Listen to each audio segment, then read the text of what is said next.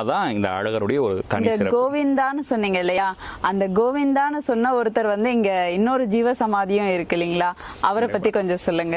இங்க அழகர் கோயிலுக்கு போற வழியிலேயே நடனகோபால நாயகி சுவாமி அப்படின்னு இந்த மதுரை பகுதிகளில் இருக்கக்கூடிய மக்களில் ஒரு தனி குழு, சௌராஷ்டிரா சமூகம் அப்படின்ற மக்கள். அவங்க குறிப்பாக இந்த நெசவு மாதிரியான தொழில்கள் செய்யக்கூடிய ஒரு பாரம்பரியமான இனக்குழு. அவங்க அந்த சமூகத்தில் பிறந்தவர். பெரிய விஷ்ணு பக்தர், பகவான் மேலே ரொம்ப பக்தியாகவே இருந்திருக்காரு.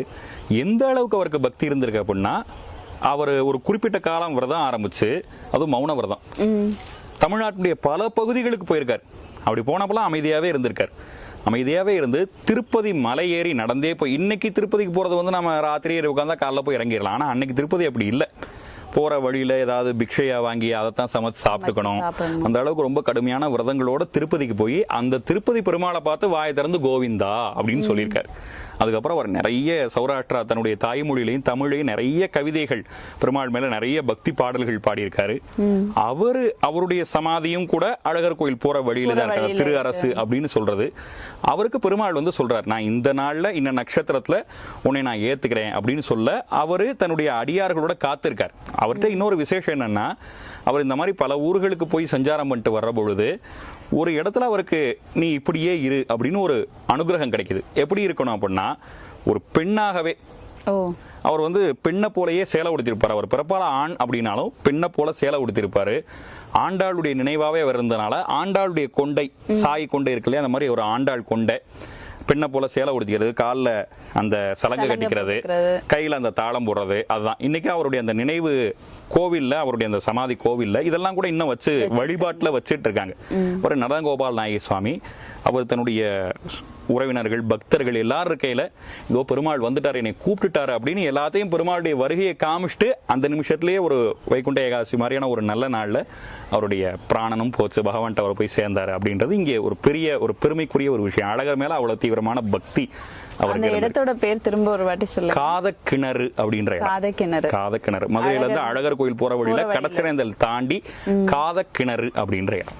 இப்பதான் சமீபத்துல கும்பாபிஷேகத்துக்கான வேலைகள்லாம் பண்ணிட்டு இருக்காங்க. ரொம்ப நல்லா பண்ணிட்டு இருக்காங்க.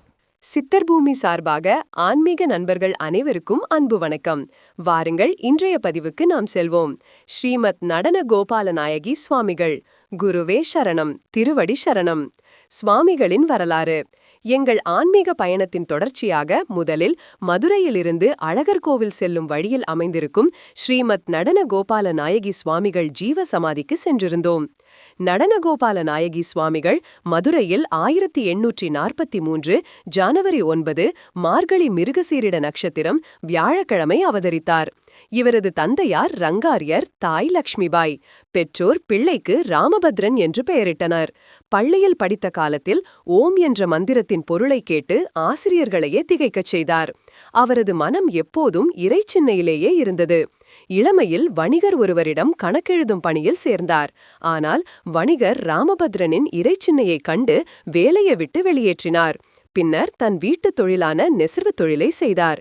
திடீரென்று ஒரு நாள் வீட்டை விட்டு கிளம்பி திருப்பரங்குன்றத்தில் துறவியைப் போல யோகத்தில் ஆழ்ந்தார். 12 ஆண்டுகால தவத்திற்கு பின் பரமக்குடி நாகலிங்க அடிகளாரிடம் சதானந்தர் என்று தீக்ஷாநாமம் பெற்றார்.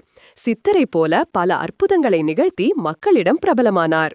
ஒருமுறை மதுரை அருகிலுள்ள அழகர் கோவில் சுந்தராஜ பெருமாளை தரிசித்தார். அன்று முதல் ஆழ்வார்களின் மீதும் 4000 திவ்ய பிரபந்தங்களின் மீதும் அவருக்கு ஈடுபாடு ஏற்பட்டது.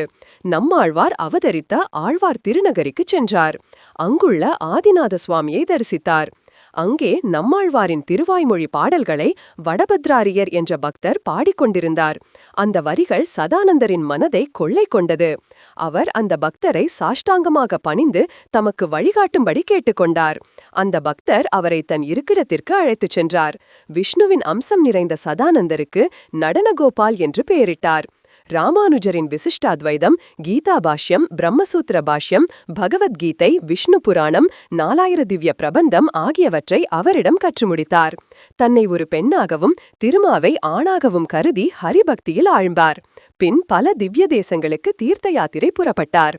ஸ்ரீரங்க ரங்கநாதர் மீது பாடல்கள் பாடினார். அங்கிருந்த ஸ்ரீரங்க நாராயண ஜீயர் நடனகோபாலை நடனகோபால நாயகி என்று அழைத்தார்.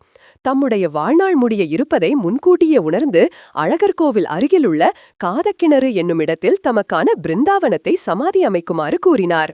1914 ஜனவரி 8 வைகுண்ட ஏகாதசி நாளில் பகவான் ஹரி வந்து விட்டார் என்று சொல்லிக்கொண்டே மகாவிஷ்ணுவின் திருவடிகளில் இணைந்தார்.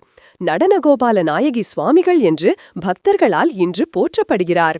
இவர் பிரபந்த பாடல்கள், பக்திரச கீர்த்தனைகள், நாமாவளிகள், தமிழ் கீதகோவிண்டம் ஆகியவற்றை இயற்றியுள்ளார்.